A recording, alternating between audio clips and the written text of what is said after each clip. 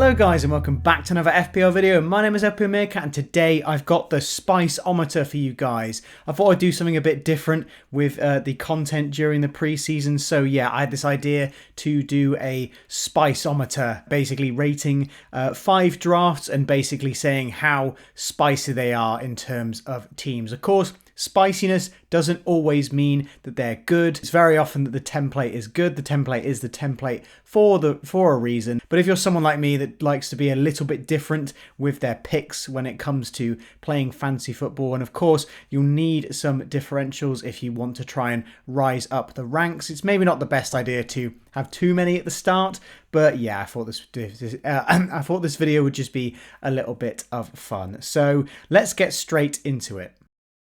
So starting off, of course, with the extra mild, the template team.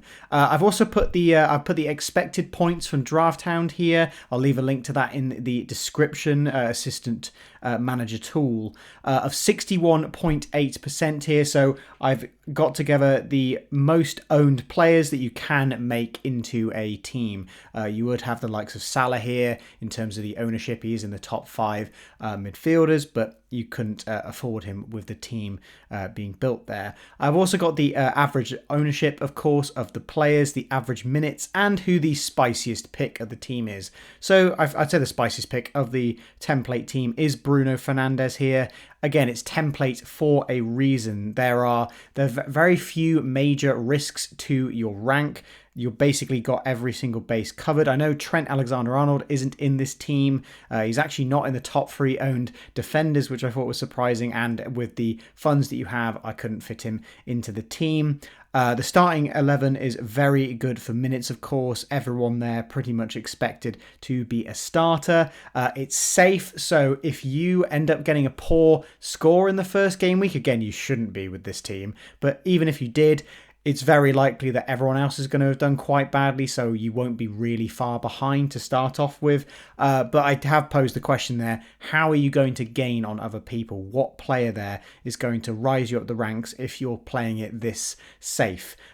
So yeah, it's an incredibly, it is the template team with the most owned players, but it's still very strong there, and it does have the highest expected points out of any of the teams, and I guess that goes without saying. So yeah, I think the average manager is getting incredibly good at the game now, so it's going to be quite difficult to rise up the ranks, but yeah, this is the extra mile team. Up next, we have the mild team, the fairly obvious picks that aren't really the template. So if you're trying to differentiate yourself a little bit from who the template is, but there's still fairly obvious players to go for. Spicy's pick here, of course, being Nkuku, who's actually still got quite a high ownership at the moment. The average ownership being a bit lower at 35.2% here. So it's still a very safe team on paper. Very solid, but you still have some nice different players there. I'm surprised at McAllister's ownership being so high as well. This is there's quite a few interesting players here that I'm surprised are that high in terms of the ownership. You've got the likes of Erdegaard doubling up on the attack rather than the more popular Jesus. You've got Bruno Fernandes still in there as well. Luke Shaw. Trent is now in the team. It's less focused on the fixtures, I would say, in comparison to the template, which I guess would make sense. You've got some really good players to gain you rank, and also shields is what I like to call them. Shields are the high-owned players that if you pick them, you're not really going to rise much up the ranks, but you're also not going to fall. It is missing the Arsenal defence, this team, and there's also Adebayo as well on the bench to have some funds there. Obviously, the likes of Areola as well, the 4 million keeper who seems to be the most popular at the moment, the most likely to be a starter at the 4 million keepers. But surprisingly, the average minutes are actually higher in this team. So the chances of each player playing a full 90 are higher in this one, but you're still playing it relatively safe with the likes of Saka, Haaland, Estupinan, the highest owned players still in there, but the other players are a bit more differential. So yeah, this is the mild in terms of spice. So up next we have the medium spice, the calculator team. So the draft time points here very high, still at 57%, 57 points, but the average ownership has gone down to just over 25% average. The spiciest pick here being Enciso, and really the midfield is where this is shaken up. It's a 2 premium draft with Haaland and Salah here.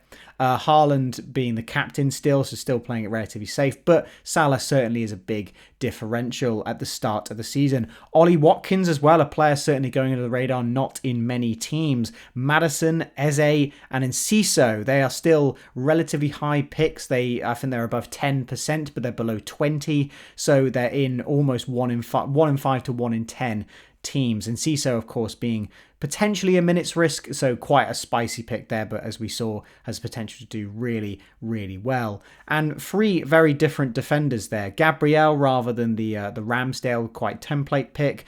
Reece James, who of course we know can be explosive when he isn't injured. And John Stones obviously has the potential to score goals and is quite likely to play in that Man City defence, but again, it's not nailed on. So having a Man City defender would be going against the grain quite a bit. And also having Steele rather than a Stupinan. A Stupinan obviously having the attacking threat, but Steele is 0.5 less. Of course, we'll have to wait and see if he is the starting keeper. That could very easily be Verbruggen, I think his name is. The new goalkeeper they've signed could easily be the starter. There's quite a variety of picks here. Most of the best teams are still covered, but you've still got the rotation risks. But again, that's what comes with the spice most of the time, is the players who you're not 100% sure if they're going to play, but if they do, they have the potential to get massive points. So yeah, this is when we start to go a little bit against the grain here. But again, you've still got Haaland and Saka in the team, Haaland captained as well. But let's get on to some really interesting stuff. So here we have the hot pick, the Maverick.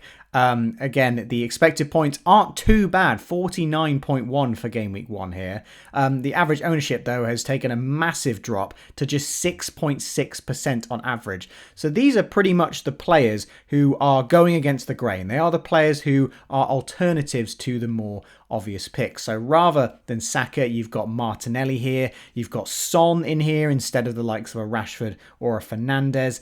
Kane as opposed to Haaland.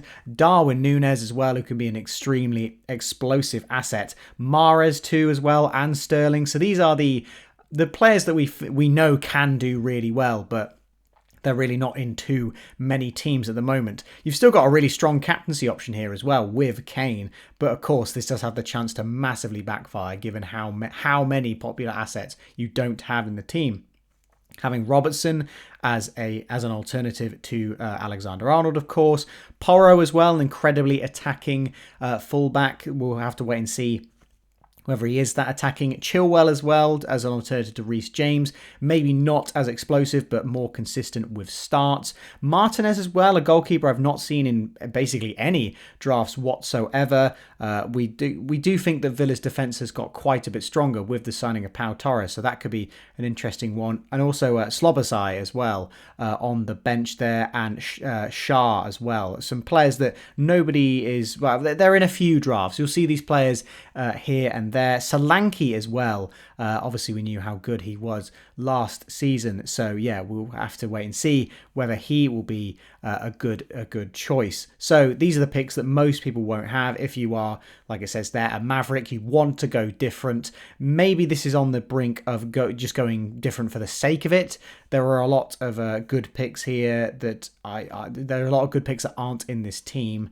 Obviously, there's no Brighton in this team either, who have got a really strong set of opening fixtures. So you're going really against having good fixtures and more just going for the different kind of players. So yeah, this is quite hot in terms of the spicy. But last but not least, we have the extra hot team, the Maniac. Obviously, the expected points significantly lower here at 38.2. The average ownership at 1.8%. The average minutes, though, nearly 60. So most of these guys are expected to get a full 60 minutes. The spiciest pick being Jackson as well. I'm amazed nobody's really talking about him. I know we haven't really seen him in pre-season, but all the attention seems to be on Nkunku. So yeah, this is a team just compiled of players that nobody is thinking of. I don't think I've seen a single one of these players in anyone's drafts. There's no player that's above 5%. De Bruyne, I think, is the highest here. March as well is about 3%, and everyone else, I think, might be below 2% owned. Most of them are likely starters, and there's about 10 million or so in the bank here, so there's a lot to spend on. Of course, it's very unlikely to pay off. There are so many highly owned assets who could return and absolutely destroy your rank. But again, you don't need too many of these differentials to pay off to do quite well. You've got Konate, who's an easy way into the Liverpool defence for very cheap. You've got Cresswell, who of course is a defender with relatively good fixtures with West Ham, and we know has that assist potential from previous years, whether you think he's going to get back into that flow. Dalot is a very interesting pick. I really like Dalot. I picked him a lot in the previous season. I much prefer his attacking potential to Luke Shaw, but again, he does have quite a bit of rotation risk, so his goal threat is a lot higher. Jose Sarr, who we know can have great seasons, had a bit of an off season last time out, but again, still finished relatively high in terms of the goalkeeper rankings. De Bruyne for that captaincy pick as well. Of course, you could spend the money elsewhere here to get, to get a better captaincy pick. Whether you think De Bruyne is going to be back fit for the start of the season is unlikely at the moment. You've got Solly March as an alternative to Mitoma, who I've seen in many teams, but as we saw, Solly March can easily match Mitoma on his day. Buendia, I think, is an interesting one. I haven't seen many people with Aston Villa players in their team at all. If I have, it's been Watkins. But with the likes of Jacob Ramsey potentially injured for the start of the season and Leon Bailey a bit of a rotation risk, maybe there's a shot for Buendia to get some starts and potentially get some returns. His data doesn't look that good, but he could easily return given how strong Villa look as a side now.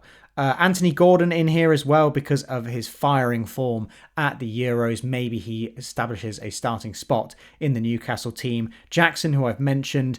Awanoi? I can't remember how to pronounce his name. But yeah, Forest players not really on anyone's radar because of how tough the fixtures are. But yeah, he could easily return some goals. He did score, of course, against Arsenal. Of course, it was the home fixture, though. And Antonio as well. Again, a player no one's really talking about. But I do like the look of that opening fixture that West Ham have against Bournemouth. But we know how fragile Antonio can sometimes be in terms of his injuries. Philip Billing as well on the bench. Ariza Balaga. Kepa, obviously, we know is a can be quite a points magnet at times. Tete, the Fulham defence, has been fairly solid in the previous season, and I didn't really see Tete in anyone's team unless they had a double. And Vitinho, who I don't actually know is a definite starter, but certainly seems to be a very attacking defender, sometimes actually playing as a full-on winger for Burnley, so quite a spicy pick there. So that's going to wrap it up for this video, guys. I hope you've enjoyed. I hope you've liked this sort of different style of video. I will have an updated draft video, my own draft, out for you shortly. But yeah, I hope you guys have enjoyed. Please like and subscribe if you've made it this far. Go check out Draft Hound in the description, and I'll see you in the next FPL video.